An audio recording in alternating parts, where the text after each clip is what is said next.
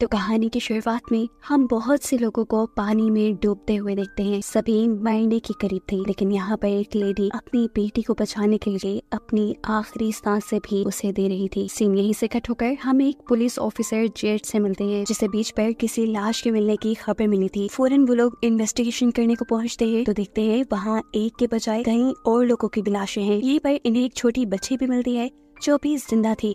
जूड उसे रेस्क्यू कर लेता है। कुछ देर बाद पानी में से कुछ और जिंदा लोगों को भी बाहर निकाल लिया जाता है। जितने भी लोग पानी में डूबे थे, किसी के पास भी लाइफ जैकेट नहीं थी और ये चीज सबको थोड़ी अजीब लगती है। ये सब कहाँ से आए थे, किसी को कुछ पता नहीं था।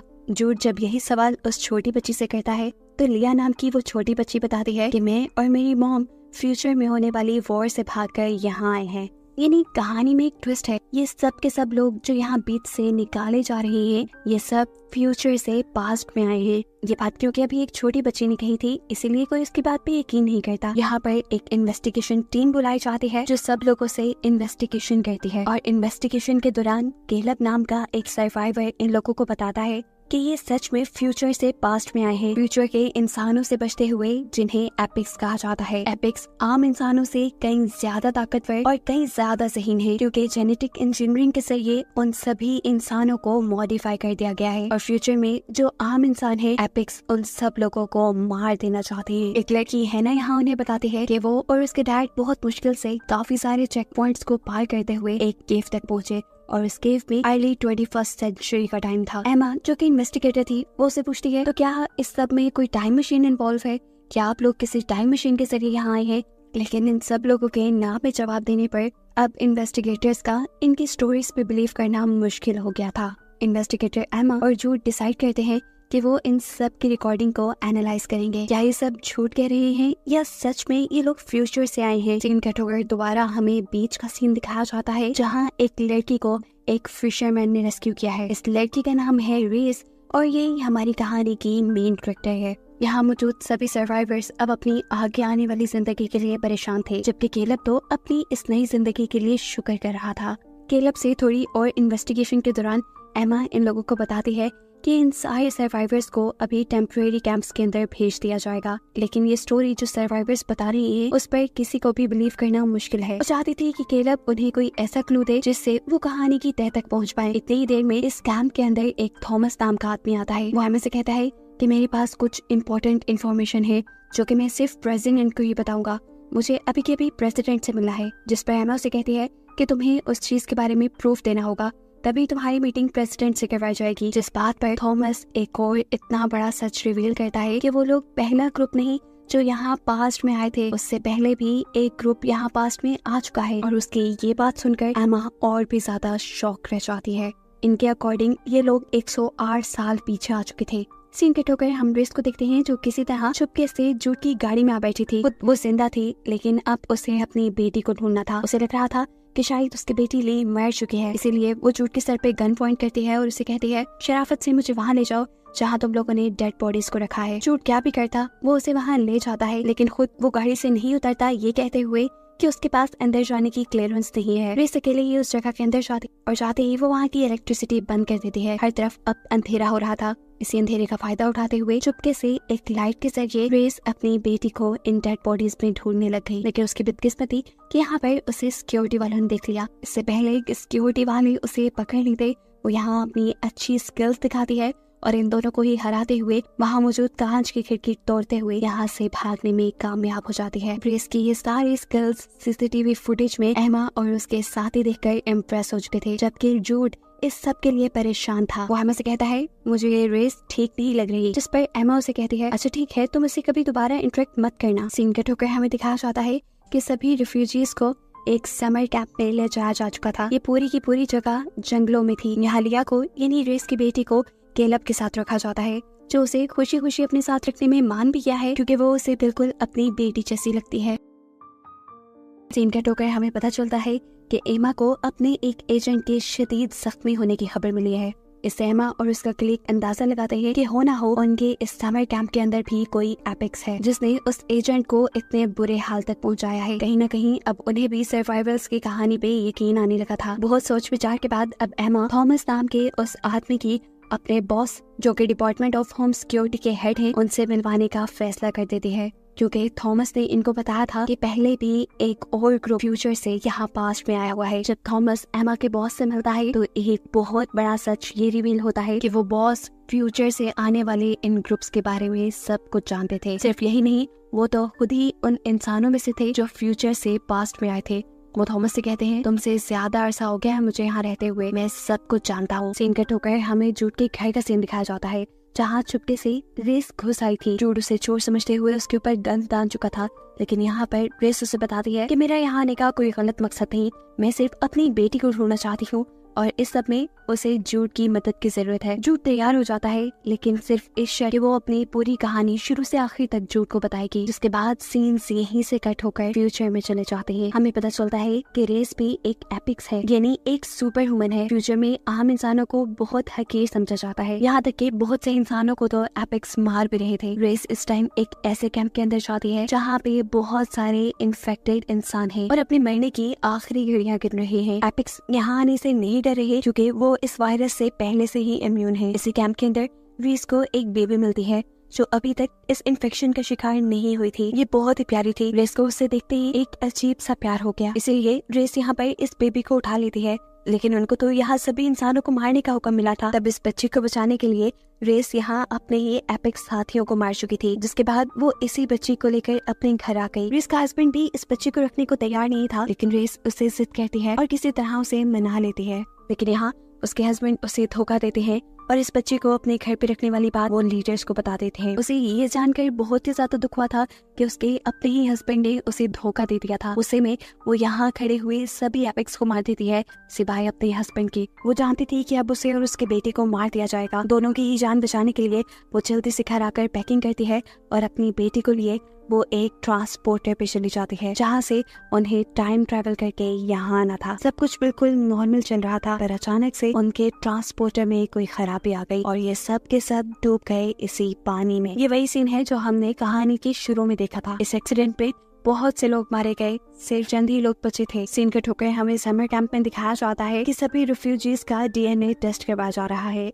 रेफ्यूजीज को बताया जा रहा था कि इस डीएनए टेस्ट से वो ये पता चला पाएंगे कि ये रेफ्यूजीज आखिर आए कहाँ से हैं, लेकिन असल में वो इस डीएनए टेस्ट से ये पता चलाना चाहते थे कि आखिर इनके ग्रुप में एपिक्स कौन है। दूसरी तरफ जूड रीस की कहानी सुनने के बाद उसे उसकी बेटी से मिलवाने के लिए मान चुका था, लेकिन इससे पहले कि वो अपना वादा पूरा कर पाता, उसके सामने आ जाते हैं रेफ्यूजीज के इंटरव्यू के वीडियोस, जिसमें उन्होंने बताया था कि कैसे एपिक्स ने उनके ऊपर जुल्म किए, वहाँ एक जंग कर दी। ये सारी बातें रीस के लिए जूड का दिल बदल देती हैं और वो फौरन रीस को जाकर अपने घर में लॉक कर देता है। फौरन वो एमा को कॉल करता है और उसे ये खबर देता है कि उसने एपिक्स को पकड़ लिया है। वो चाहता था कि एमा अकेले उससे मिलने के लिए आए। एपिक्स की मिलने की खबर वो अभी किसी को ना दे, ताकि ये लोग फैसला कर पाए कि इन्हें रीस की मदद करनी भी है या नहीं। लेकिन यहाँ एमा उसका भरोसा तोड़ देती है और अपने बॉस को ये सच्चाई बता देते हैं कि एपिक्स मिल गई है। जूड नहीं जानता था कि रीस ने दरवाजे के पास खड़े होकर उसकी और एमा की सारी बातें सुन ली हैं और उसने ये बात भी पता चला ली है कि उसकी बेटी ओल्ड समर कैंप्स में है।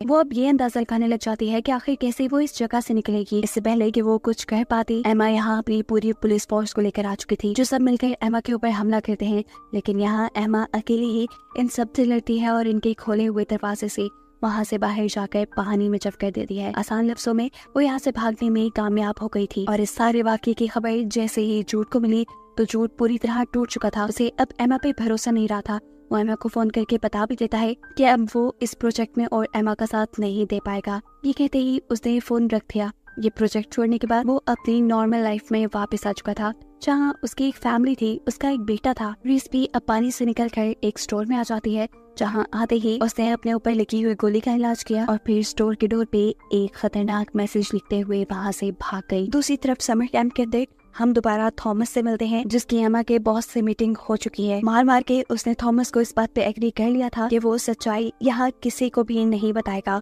कि असल में बॉस भी फ्यूचर से आए हुए हैं। ना सिर्फ ये, वो तो थॉमस को अपनी मदद करने के लिए भी मना लेता है और उसे जिम्मेदारी देता है कि वो मेक श्योर करे कि सभी रेफ्यूजीज उनके ऑर्डर्स को फॉलो कर रहे हों। कैंप पे ही रेफ्यूजी हैना को कोई आदमी तंग करने लगा था। वो इस चीज से बहुत ज्यादा खौफ में आ चुकी थी। इसके बारे में वो यहाँ पुलिस ऑफिसर को भी बताती है, लेकिन पुलिस ऑफिसर उसकी बात पे ध्यान नहीं देते। वो इस कैंप से भागना चाहती थी, लेकिन जब कोई उसकी बात सुनने को तैयार नहीं होता तो वो पुलिसमैन की कार में छुप कर ही यहाँ से बाहर निकलने में कामयाब हो जाती है। सीन कट होकर हमें जंगल का सीन दिखाया जाता है, जिस जंगल को चारों तरफ से पुलिस ने घेरा हुआ है, क्योंकि ये जंगल उस स्टोर के करीब था जिस स्टोर पे रीस एक मैसेज लिख कर आई थी। वो लोग जानते थे कि रीस यहीं कहीं छुपी होगी। हम भी रीस को यही पत्तों में छुपा हुआ देखते हैं, जो कि अचानक से एक पुलिस ऑफिसर के ऊपर हमला करके उसे मार देते हैं। दूसरी तरफ एमा को खबर मिलती है कि रीस की बेटी लिया की तबीयत बहुत ज्यादा खराब हो रही है। उसे क्या मसला है वो कैंप के डॉक्टर्स नहीं पहचान पा रही है, इसीलिए वो एक स्पेशल डॉक्टर को अपने कैंप में बुलाती है। कैंप में वो ये भी नोटिस करती है कि थॉमस अपने लोगों को ये समझा रहा था कि सभी को अथॉरिटीज के ऑर्डर्स मानने चाहिए और बार बार ये बात करना छोड़ देनी चाहिए कि ये लोग फ्यूचर से आए हैं। यहाँ है ना, जो पुलिस की गाड़ी के जरिए भाग आई थी उसे हम पार्क में देखते हैं। इसी पार्क में जूड भी अपने बेटे के साथ आया हुआ था। यहाँ पर हैना की मुलाकात एक रेफ्यूजी मार्शल से होती है, जो भी यहाँ पर एंजॉय करने लग जाता है। हैना जिस पुलिस ऑफिसर की गाड़ी से यहाँ तक आई थी, उस पुलिस ऑफिसर को जब अपनी गाड़ी की डिक्की में हैना का स्कार्फ मिला तो वो जान गए कि हैना इसी पार्क में है। बिना वक्त आए कि वो पार्क में जाकर हैना को पकड़ लेते हैं। हैना को बचाने के लिए जब मार्शल उनसे लड़ाई करने लगता है तो यहाँ वो पुलिस ऑफिसर अपना बैज उसे दिखा देता है। इनकी लड़ाई को देखते हुए जूड भी यहाँ आ चुका था और ये दोनों अब हैना को लेकर वापस रेफ्यूजी कैंप में चले जाते हैं। सीन कट होकर दोबारा हमें जंगल का सीन दिखाया जाता है, जहाँ पुलिस ऑफिसर्स पूरे जंगल में हैं, लेकिन कहीं पर भी उन्हें रीस नजर नहीं आ रही। जैसे ही दो पुलिस ऑफिसर एक दरख्त के नीचे आते हैं तो एकदम से कोई दरख्त के ऊपर से जंप करता है। ये रीस ही थी जिसने एक ही मिनट में दोनों को काबू कर लिया था। एक ही मिनट में वो उन दोनों को मारकर गिराते हुए जंगल से बाहर निकल आती है, जहाँ पर एक और पुलिस ऑफिसर था। उसने मरे हुए पुलिस ऑफिसर की गन उठा ली थी, जो वो इस दूसरे पुलिस ऑफिसर के ऊपर पॉइंट कर लेती है। अपने आप को बचाने के लिए ये पुलिस ऑफिसर यहाँ एक खास डिवाइस का इस्तेमाल करता है, जिससे निकलने वाली आवाज रीस को टॉर्चर कर रही थी। लेकिन रीस यहाँ पर अपने आप को काबू पाते हुए तेजी से उस आदमी की गर्दन पकड़कर मोड़ते हुए उसे भी बेहोश कर देती है। जंगल में रीस सभी पुलिस ऑफिसर्स को मारने के बाद एक पुलिस ऑफिसर की गाड़ी लेकर शहर की तरफ निकल जाती है। पुलिस ऑफिसर्स के मरने की खबर जैसे ही जूड को मिलती है तो जूड इन्वेस्टिगेशन करने के लिए यहाँ पे आता है और उसे रीस के मारे हुए आखिरी पुलिस ऑफिसर के मुंह में एक पैगाम मिलता है, जिसमें लिखा था अब तुम तड़पोगे। ये पढ़ते ही जूड को सबसे पहले अपने बेटे का ख्याल आया। वो जैसे ही अपने घर पे गया तो उसका शक बिल्कुल ठीक था। रीस ने उसके बेटे को किडनैप कर लिया था। ये जानकर वो बुरी तरह रोने लग जाता है और तभी उसे रीस की कॉल आती है, जो जूड को बताती है कि उसी ने उसके बेटे को किडनैप किया है, लेकिन फिलहाल वो बिल्कुल ठीक है और ठीक ही रहेगा, सिर्फ इस शर्त पर कि जूड उसकी बेटी से मिलने में उसकी मदद करे। जूड भी मान जाता है क्योंकि अब उसके पास कोई दूसरा रास्ता नहीं था। अपने बेटे के फोन के जरिए वो कंटिन्यूअस अपने बेटे की लोकेशन को ट्रैक करना चाह रहा था, लेकिन अफसोस कि रीस उससे ज्यादा ज़हीन थी। उसने जूड के बेटे का फोन एक खाली कार में छोड़ दिया था। ना चाहते हुए भी अब उसे रीस का काम जल्दी से जल्दी करना था। वो जैसे ही रेफ्यूजी कैंप की तरफ जाता है तो यहाँ दूसरे ऑफिसर्स उसे रोक लेते हैं, क्योंकि जूड का अंदर आना मना था। जूड इन पुलिस ऑफिसर्स को चकमा देकर जैसे ही अंदर आने की कोशिश करता है तो सिक्योरिटी गार्ड्स उसे पकड़ लेते हैं। इससे पहले कि वो जेल चला जाता, सही वक्त पर उसकी बॉस एमा आकर उसे बचा लेती है। इस टाइम एमा की सवालिया नजर जूड से पूछ रही थी कि आखिर तुम कर क्या रहे थे। जूड उसे साफ साफ बता देता है अपनी और रीस के दरमियान में होने वाली डील के बारे में, साथ ही ये भी कि रीस ने उसके बेटे को किडनैप कर लिया है। अगर वो रीस की बेटी को उस तक ना लेके गया तो वो उसके बेटे को मार देगी। ये सुनकर एमा उसे कहती है आई एम सॉरी, मैं तुम्हारी कोई मदद नहीं कर सकती, क्योंकि रीस की बेटी ली एक बहुत ही बुरे वायरस से इन्फेक्टेड है। ये अगर बाहर लोगों में फैल गया तो दुनिया के खतरे में आने के चांसेस हैं। जूड खुद भी इस टाइम उस बच्चे को आइसोलेशन चैम्बर के अंदर देख रहा था। एमा यहाँ उसे सारी कंडीशन बताकर और ये कहकर चली जाती है कि तुम इसे यहाँ से नहीं ले जा सकते। उसके जाने के बाद जूड यही सारी बातें डॉक्टर से कंफर्म करता है और डॉक्टर को कहता है इस लड़की का यहाँ से लेके जाना मेरे लिए बहुत जरूरी है। तब डॉक्टर जूड से कहते हैं अगले कई घंटे उसकी जिंदगी के लिए बहुत जरूरी है, अगर तुम उसे यहाँ से ले गए तो ये मर जाएगी। उसकी बात सुनकर जूड कहता है अच्छा ठीक है, तो फिर तुम मेरे साथ चलो, जाकर रीस को सारी सिचुएशन बताओ। डॉक्टर जैसे ही इस बात से इनकार करते हैं तो जूड उन्हें ब्लैकमेल करने लग जाता है, ये कहते हुए कि वो इस बच्ची का आइसोलेशन चैम्बर तोड़ देंगे। ऐसे ना चाहते हुए भी डॉक्टर को उनके साथ जाना पड़ता है। जूड के यहाँ से निकलने की खबर जैसे ही एमा को हुई, उससे में एमा ने जूड को कॉल की। वो चाहती थी कि जूड डॉक्टर को लेकर फौरन से पहले कैंप वापस आ जाए, इससे पहले कि रीस उनके साथ कुछ बुरा कर दे, लेकिन जूड ये कहकर उसे इनकार कर देता है कि अगर वो रीस के पास ना गया तो उसके बेटे की जान खतरे में पड़ सकती है। एमा के साथ बात करते हुए जूड का फोन डॉक्टर पकड़ लेते हैं और एमा को बताते हैं कि अगर रीस यहाँ आ गई तो उसके खून से ली का इलाज करना और भी ज्यादा आसान हो जाएगा, क्योंकि वो एक एपिक्स है और उसके खून में इस वायरस की एंटीबॉडीज हैं। उसकी बात सुनते हुए एमा उसे जूड के साथ जाने की इजाजत तो दे देती है, लेकिन सिर्फ इस शर्त पे कि वो हर आधे घंटे बाद उसे अपडेट देगी। दूसरी तरफ हम देखते हैं कि रीस जूड के बेटे को लेकर फिशिंग पे गई थी, जहाँ जाने का उसे बहुत ही ज्यादा शौक था। इसीलिए ओलिवर यानी जूड का बेटा खुश भी था। वो रीस से पूछता है कि क्या तुम्हारा कोई बेटा या बेटी नहीं? रीस जवाब देती है, हाँ मेरी बेटी है, हम कुछ ही देर में उससे मिलेंगे। रास्ते में डॉक्टर और जूड रीस के बारे में ही बातें करते हुए जा रहे थे। डॉक्टर का मानना था कि रीस सिर्फ एवोल्यूशन की वजह से जेनेटिकली स्ट्रॉन्ग है, जबकि दूसरी तरफ जूड का मानना था कि नहीं, इन इंसानों को स्पेशल लड़ने के लिए ऐसा बनाया गया है, इसलिए रीस उनके लिए खतरनाक साबित हो सकती है। खैर ये लोग अब रीस के पास पहुंच जाते हैं। डॉक्टर रीस को जाकर सारा कुछ एक्सप्लेन करती है कि कैसे ली बीमार है और उसका बाहर निकलना सारी दुनिया को रिस्क में डाल सकता है। सारी बातें समझने के बावजूद भी रीस चाहती थी कि वो किसी तरह अपनी बेटी से मिले, लेकिन जूड उसे समझाता है कि ऐसा करना बहुत ही खतरनाक हो सकता है, तुम जेल भी जा सकते हो। जिस बात का जवाब डॉक्टर देती हैं और कहती हैं, ये सब तुम मुझ पे छोड़ दो, मैं किसी तरह रीस को कैंप के अंदर ले ही जाऊंगी। जूड तुम जाकर अपने बेटे को देखो। जूड भी फौरन उसकी बात मानकर अपने बेटे के पास जाता है। वो उससे मिलकर इतना खुश था कि उसकी आंखों से आंसू आने लगे थे। पुलिस स्टेशन के अंदर अब हम मार्शल को देखते हैं, जो एक पुलिस ऑफिसर से रेफ्यूजी कैंप का पता पूछ रहा है, क्योंकि दूसरा पुलिस ऑफिसर हैना को कैंप में ले गया था। वो उसके पास जाना चाहता था क्योंकि उसे हैना अच्छी लगने लगी थी, जबकि हैना तो इस टाइम अपने कैंप में एक चाकू बनाने की तैयारी में थी, जिससे वो उस आदमी पर हमला करती जो उसे हर रोज हरास करने के लिए उसके कमरे में आ जाया करता था। अपने कमरे से निकलने के बाद वो चुपके से इस आदमी का पीछा करती है और इससे पहले कि वो इस आदमी के ऊपर हमला कर देती, केलब उसे पकड़कर रोक देता है और कमरे में ले जाकर पूछता है, ये क्या कर रही थी तुम? तब हैना उसे बताती है कि ये लड़का उसे रोज रोज हरास करता है, इसलिए मैं उसे मारना चाहती थी। यहाँ हैना केलब को ये भी बताती है कि फ्यूचर में वो एपिक्स के साथ काम करती थी, इसीलिए लोगों को मारना उसके लिए बिल्कुल मुश्किल नहीं। रेफ्यूजी कैंप के अंदर ही हम एक पॉल नाम के आदमी से मिलते हैं।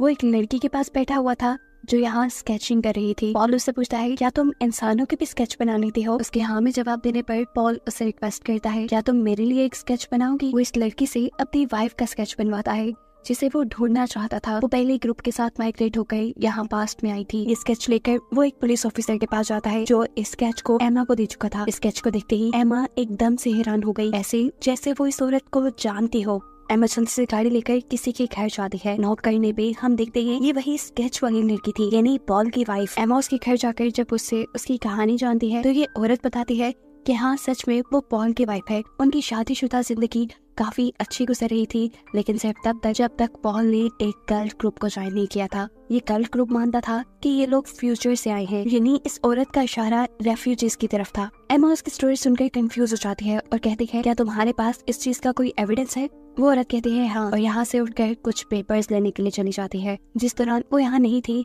एमा उसके घर का विजिट करती है और उसे एक पिक्चर में अपने बॉस भी नजर आते हैं। इससे पहले कि एमा इस पिक्चर के बारे में उस औरत से कोई भी सवाल करती, एकदम से वो औरत पीछे से एमा के ऊपर शूट कर देती है। नेक्स्ट सीन में हम देखते हैं कि डॉक्टर रीस को रेफ्यूजी कैंप के अंदर ले आए हैं, जहाँ ली की मेडिसिन बनाने के लिए रीस खुद अपना ब्लड निकाल के डॉक्टर को देती है। उसकी हिम्मत और जुर्रत को देखकर डॉक्टर भी उससे इम्प्रेस हुए बगैर नहीं रह सकी थी। मेडिसिन बनाते हुए वो रीस से काफी सारी सवाल कर लेती है, लेकिन इस सब के नतीजे में रीस को गुस्सा आ जाता है। अभी मेडिसिन पूरी तरह तैयार नहीं हुई थी कि लैब में डॉक्टर को ली की हालत ज्यादा खराब होने की खबर मिलती है। ये खबर सुनकर तो रीस की भी हालत खराब हो गई थी। डॉक्टर उसे भी हौसला देती है और फिर तैयार हुई मेडिसिन को लेकर जल्दी से ली को जाकर दे देती है। इस मेडिसिन को लगाते ही हैरानकुन तौर पे ली ने बहुत जल्दी रिकवर करना शुरू कर दिया था। दूसरी तरफ जूड, जो कि एमा से कांटेक्ट करने की कोशिश कर रहा था, वो एमा से कांटेक्ट नहीं कर पाता क्योंकि हम जानते हैं कि एमा को तो उस औरत ने मार दिया है। इतनी देर में जूड के पास एक दूसरा पुलिस ऑफिसर आता है और बताता है कि उन्हें एक अनआइडेंटिफाइड आदमी की बॉडी मिली है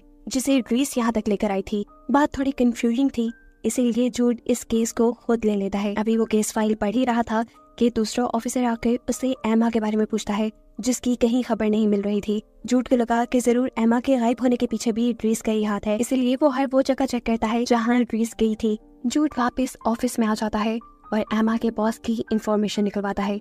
इतनी ही देर में इन्हें ये खबर मिलती है कि मार्शल की फैमिली का भी कार एक्सीडेंट हुआ था। हो भी सकता था कि इस डेड बॉडी का इस एक्सीडेंट से कोई ताल्लुक हो, इसीलिए ये लोग कड़ी से कड़ी मिलाना शुरू कर देते हैं और मार्शल को इन्वेस्टिगेशन के लिए बुलाया जाता है। मार्शल भी मरे हुए आदमी की लाश को आइडेंटिफाई कर लेता है और सीन यहीं से कट होकर हमें एक्सीडेंट का फ्लैशबैक दिखाया जाता है, जहां हमें मालूम हुआ कि इस एक्सीडेंट में एमा के बॉस और पॉल की वाइफ दोनों ही मुलविस थे। ये दोनों फ्यूचर से ही आए थे और यहाँ ये अपना एपिक्स को खत्म करने का प्लान भी बनाते हैं। एमा के बॉस को भी प्रमोशन मिल चुकी थी, अब उनके लिए ये काम, उनका मिशन आसान हो जाता। पर तभी उन्हें मालूम होता है कि फ्यूचर से 47 और लोग यहाँ पास्ट में आ गए हैं। खैर सीन दोबारा प्रेजेंट में शिफ्ट होते हैं और रिफ्यूजी कैंप के अंदर हम डॉक्टर को देखते हैं। डॉक्टर से केलब की वाइफ यानी वो लड़की मिलने के लिए आई है जिसे यहाँ आने पर ली की मॉम बना दिया गया था। वो डॉक्टर से ली की हालत पूछती है तो डॉक्टर बताती है कि ली पहले से बहुत ज्यादा रिकवर कर चुकी है। ये सुनकर वो हैरान हो जाती है और डॉक्टर से पूछती है कि आपने रेस की हेल्प ली है ना? मैंने आपको बताया भी था वो एपिक्स है, बहुत खतरनाक है, आपने क्या कर दिया? यहाँ डॉक्टर उसकी बातों पे ज्यादा ध्यान नहीं देती और खुद रीस की ब्लड से बनाए हुए मेडिसिन के साथ अपने ब्लड का रिएक्शन देखते हैं। माइक्रोस्कोप के नीचे वो ये देखकर हैरान थी कि उसके ब्लड में बहुत सारे पॉजिटिव चेंजेस आ रहे थे। खैर अभी के लिए वो रीस के पास जाती है और उसे उसकी बेटी की हालत के बारे में बताती है। वो रीस को लिया की फोटो भी दिखाती है और कहती है कि जल्द ही मैं कोशिश करूंगी कि लिया को हॉस्पिटल में एडमिट कर दिया जाए, वहाँ से तुम दोनों का भागना आसान हो जाएगा। इसके बाद रीस एक ऐसे आदमी के पास जाती है जिसके माफियाज के साथ बहुत सारे कनेक्शंस थे। वो चाहती थी कि इस आदमी के जरिए वो यहाँ रहने के लिए अपने और अपने बेटी के लीगल डॉक्यूमेंट्स बना ले।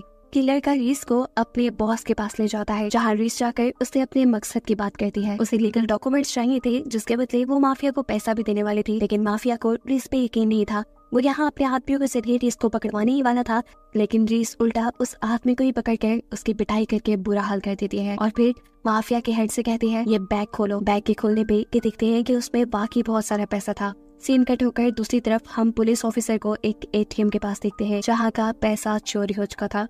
जाहिर सी बात थी, ये हम सबको ही समझ आ रहा था, ये पैसा किसी और ने नहीं बल्कि रीस ने ही चुराया था।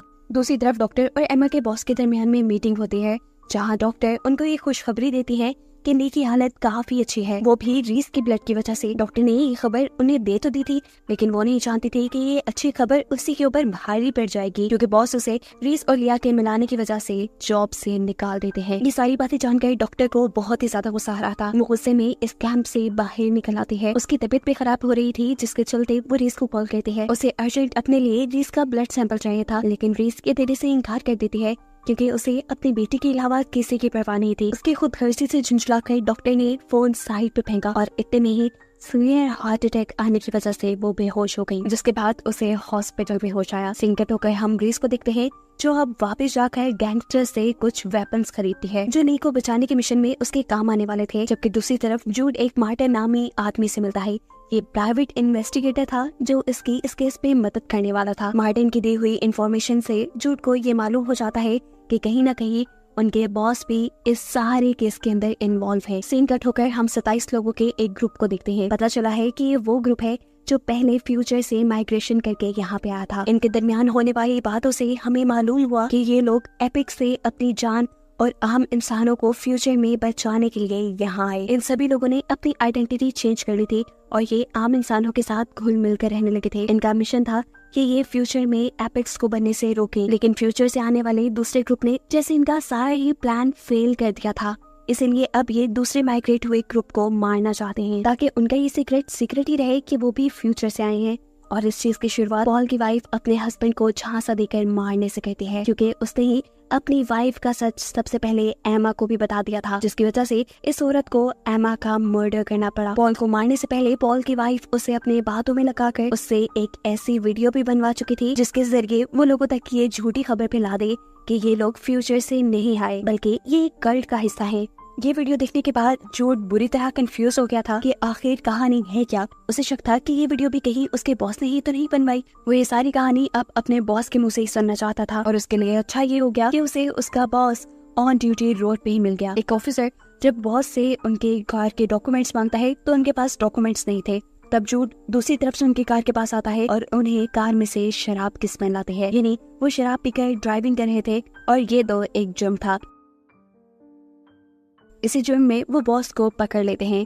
ये खबर जब मेयर को मिलती है तो मेयर जूड पे गुस्सा होती है और किसी भी कीमत पर उनके बॉस को रिलीज करने के ऑर्डर देती है। ये सब वो गैर कानूनी तौर पे कर रही थी, इसीलिए जूड भी उन्हें ब्लैकमेल कर सकता था। जूड उन्हें कहता है रेफ्यूजीज के बारे में कुछ सोचा, वो कब आजादी से अपनी जिंदगी गुजार पाएंगे। अपने आप को छुड़वाने के लिए यहाँ उनके बॉस उसे कहते हैं अच्छा ठीक है, मैं रेफ्यूजीज को एक दिन के लिए टाउन में घूमने की इजाजत दे देता हूँ। ये खबर सुनने के बाद जूड थोड़ा सेटिस्फाई तो हुआ था, लेकिन इसमें भी बहुत सी शर्तें थी। रेफ्यूजीज को ट्रैकिंग ब्रेसलेट पहनाकर यहाँ से निकाला जा रहा था। ली और हैना कैलेब की वाइफ के साथ पहले ग्रुप में यहाँ से बाहर टाउन में निकलने वाले थे। कैलेब अपनी वाइफ से कहता है मुझे डर लग रहा है, तुम बाहर नहीं जाओ, लेकिन कैलेब की वाइफ उसकी एक न सुनते हुए बाहर चली जाती है। वहीं रेफ्यूजीज कैंप के पास हम ग्रेस को देखते हैं जो चुपके से एक स्नाइपर लिए वहाँ बैठी हुई थी। उसका प्लान था कि वो यहाँ सभी पुलिस ऑफिसर्स को शूट करके अपनी बेटी को छुड़वा कर यहाँ से ले जाएगी, लेकिन जब वो ये देखती है कि उसकी बेटी तो रेफ्यूजी कैंप से बाहर टाउन में जा रही है तो उसे अब अपना प्लान बदलना पड़ा। इस टाउन में आकर ये लोग बहुत खुश थे। हैना दोबारा मार्शल से मिलती है और ये दोनों एक दूसरे के काफी करीब आ जाते हैं। दूसरी तरफ लिया को कोई एक लेटर देता है जिसके ऊपर एक अजीब सी लैंग्वेज लिखी हुई थी और साथ ही एक साइन बोर्ड बना हुआ था। लिया उस कार्ड को लेकर आगे बढ़ जाती है और थोड़ी दूर जाने पे उसे एक साइन बोर्ड नजर आता है जो बिल्कुल उसके कार्ड जैसा था। वो आगे बढ़ जाती है, एकदम से कोई उसे अंदर की तरफ खींच लेता है। ये कोई और नहीं बल्कि जूड था जो उसके हाथ से ट्रैकिंग ब्रेसलेट उतार चुका था, जिसके बाद वह उसे रीस के हवाले कर देता है क्योंकि कहीं न कहीं अब उसे रीस पे यकीन होने लगा था, या फिर पता नहीं वो रीस को फंसा रहा था। लेकिन अलबत्ता रीस फौरन ही अपनी बेटी को यहाँ से लेकर भाग जाती है। शहर से बहुत दूर ये लोग एक होटल में आ जाते हैं। इनके पास अब माफिया की तरफ से हासिल की हुई नई आइडेंटिटीज भी थी जिसके जरिए ये लोग इस शहर में रह सकते थे। टाउन से बाहर पहुंचाने पर रीस को मालूम होता है कि ली के पास जो टॉय था उसके अंदर भी एक ट्रैकर लगा हुआ था। ये बात उसके लिए काफी खतरनाक थी। वो इस टॉय को इसी होटल में छोड़कर ली को लेकर जितना तेजी से हो सकता था यहाँ से भागती है, लेकिन रास्ते में उसका टायर ब्रस्ट हो जाता है। एकदम से उसके ऊपर फोर्सेस हमला कर देते हैं जिसके नतीजे में रीस बेहोश हो चुकी थी, जबकि ली को इन लोगों ने पकड़ लिया था। यहाँ एक आदमी किसी को कॉल करके बताता है कि हमने अपना टारगेट कंप्लीट कर लिया है। रीस को जब होश आया तो उसने अपने आप को एक ऑपरेशन बोर्ड के ऊपर पाया। एमा का बॉस और पॉल की वाइफ दोनों ही उसके ऊपर नजर रखे हुए थे। वो एक डॉक्टर से उसका ऑपरेशन स्टार्ट करने को कहते हैं, लेकिन डॉक्टर ये कहते हुए ऑपरेशन करने से इनकार कर देता है कि इसका डीएनए निकालना उसकी जान को खतरे में डाल सकता है। अब डॉक्टर को तो ये लोग अपने मिशन की सच्चाई नहीं बता सकते थे, इसीलिए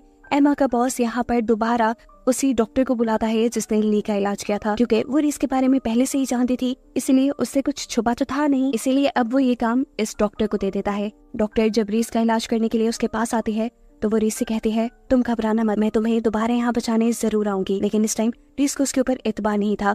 डॉक्टर ने फिलहाल एमा के बॉस का काम भी कर दिया था, जिसके बाद वो यहाँ से जाने लगी थी, लेकिन जाने से पहले बॉस उसका पूरा बैग चेक करते हैं जिसके अंदर से उन्हें कुछ नहीं मिलता। बाहर जाने पे हम देखते हैं कि डॉक्टर ने रीस का ब्लड सैंपल चुरा लिया था जिससे वो अपने लिए एक मेडिसिन बनाना चाहती थी। सीन कट होकर रेफ्यूजी कैंप में हम एक नोमी नाम की लड़की को देखते हैं। नोमी ने अपना पूरा का पूरा कमरा अजीबोगरीब राइटिंग से भरा हुआ था। कैलेब की वाइफ रेबिका जो उसके ऊपर नजर रखती थी, उसे समझ नहीं आता था कि वो ऐसा क्यों करती है। एक दिन वो ये फैसला कर लेती है कि वो जाकर नोमी से पूछेगी कि आखिर उसने दीवारों पे क्या लिखा हुआ है। वो जब रात में उसके कमरे में जाती है तो देखती है कि पहले से ही बहुत से लोग उसके रूम में हैं। नोमी उसे भी खुशी से अपने पास बुलाते हैं और यहाँ इन सबको अपनी बातों में लगाते हुए वो सबको कहती है कि मैं एक प्रॉफिट हूँ। रेबिका भी उसकी बातों में आ चुकी थी, ये जाने बगैर कि लैंग्वेज जो उसने यहाँ लिखी थी वो एपिक्स की लैंग्वेज थी। बढ़ते बढ़ते ये बात शहर में भी फैल जाती है और लोग रेफ्यूजीज को आजाद करने के लिए धरना देना शुरू कर देते हैं। जूड और ऑफिसर्स बहुत मुश्किल से पब्लिक को कंट्रोल करते हैं और ऐसा करने के लिए उन्हें कुछ लोगों को अरेस्ट भी करना पड़ता है। अरेस्ट हुए लोगों में उन्हें एक डयाना नाम की लड़की मिलती है जिसके बारे में इन्हें मालूम हुआ कि वो भी एक इमिग्रेंट है, वो भी फ्यूचर से आई है। वो क्योंकि पिछले ग्रुप में आई थी इसलिए किसी को उसके बारे में पता नहीं था। वो एक एपिक्स की इंजीनियर थी। वो एक डिवाइस के जरिए ये बहुत आसानी से पता चला सकती थी कि फ्यूचर से आने वाला एक और ट्रक कहाँ पे है, लेकिन इस डिवाइस को बनाने के लिए उसे काफी टाइम लगता।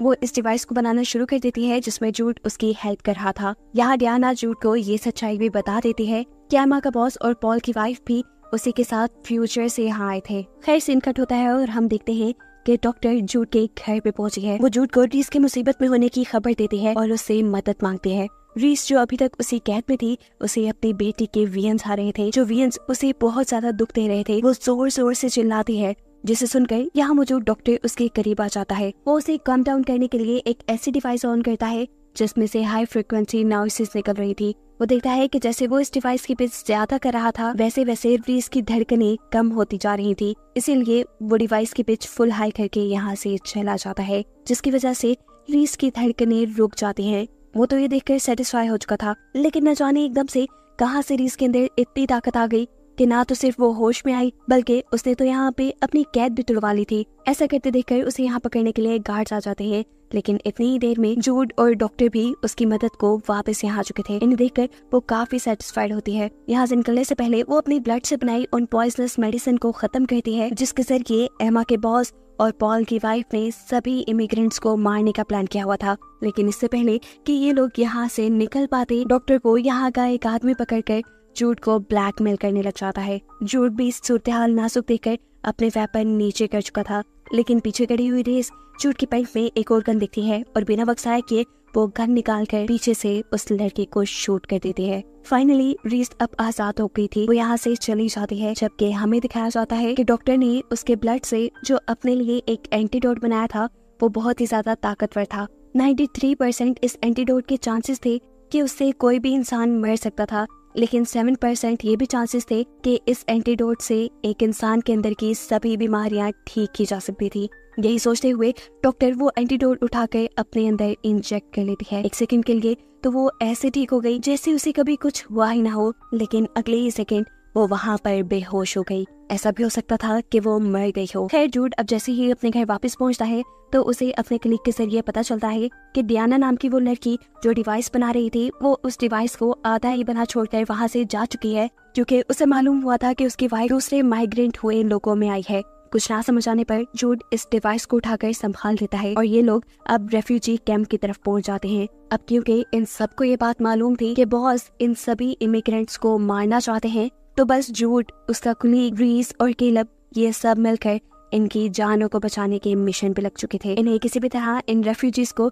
इन सिक्योरिटी कैंप से बाहर निकालना था, लेकिन ये काम इतना भी आसान नहीं था, क्योंकि रेफ्यूजी कैंप के चारों तरफ फेंस लगी हुई थी और इस फेंस में हाई वोल्टेज करंट दौड़ रहा था। जूड का एक कुलीग जो इस टाइम उस कैंप के अंदर था, वो कैंप के पावर हाउस में जाकर फेंस का करंट बंद कर देता है, जिसके बाद जूड और उसके लोग पीछे से फेंस को काट कर रेफ्यूजी कैंप के अंदर आ जाते हैं। रेफ्यूजी कैंप के अंदर आने पे ये लोग जितना जल्दी हो सकते थे यहाँ पे आए सभी इमिग्रेंट्स को इस कैंप से बाहर निकालना शुरू कर देते हैं। सबसे आखिर में निकलने की बारी हैना की थी। उसने इस टाइम फेंस पकड़ी हुई थी और अचानक फेंस के अंदर करंट दोबारा आने से वो यहाँ बेहोश हो जाती है। सभी की सभी रेफ्यूजीज जो यहाँ से सही सलामत निकलने में कामयाब हो गए थे, वो हैना को तेजी से उठाकर यहाँ से दूर ले जाते हैं, जबकि सीन कट होकर हमें दिखाया जाता है कि जूड इस टाइम अपने बॉस से मिल रहा है इसी रेफ्यूजी कैंप के एक हिस्से में। वो चाहता तो यहाँ धोखा देने वाले जूड और उसके दूसरे साथियों को मार सकता था, लेकिन फिर उसे एहसास होता है कि उसमें और एपिक्स में तो कोई फर्क ही नहीं रहा था। एपिक्स आम इंसानों पर जुल्म कर रहे थे और वो एपिक्स के खतरे को खत्म करने के लिए इन बेचारे इमिग्रेंट्स को मारना चाहता था, सिर्फ इस खौफ में कि कहीं इनके अंदर कोई एपिक्स ना हो। वो भी तो एक जल्लाद बन गया था। इस चीज का एहसास होने पे वो यहाँ अपने ही साथियों को मार देता है जो बाकी इमिग्रेंट्स को मारना चाहते थे, जिसके बाद उसने जूड और उसके कलीग को यहाँ से जाने दिया। फाइनली जूड का मिशन पूरा हो चुका था। उसने सभी रेफ्यूजीज की जान बचा ली थी, पर रेफ्यूजीज की मुश्किलें अभी पूरी तरह खत्म नहीं हुई थी। इस वाक़ये के 2 हफ्ते बाद हमें दिखाया जाता है कि जूड ने सभी रेफ्यूजीज की आइडेंटिटीज बनाई थी, जिनके जरिए वो आसानी से इस शहर में रह सकते थे। साथ ही साथ उसने सभी इमिग्रेंट्स के डाटा को भी डिस्ट्रॉय कर दिया था डियाना की बनाई हुई उस हाफ डिवाइस से ही।